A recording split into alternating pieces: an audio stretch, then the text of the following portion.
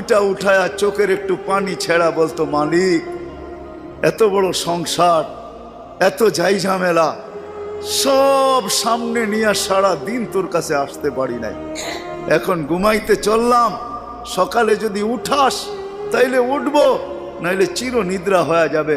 কেননা ঘুম তো মৃত্যুই, ঘুম তো মারা যাওয়াই, নাইলে ঘুমের থেকে ওঠার দোয়া এটা কেন হবে?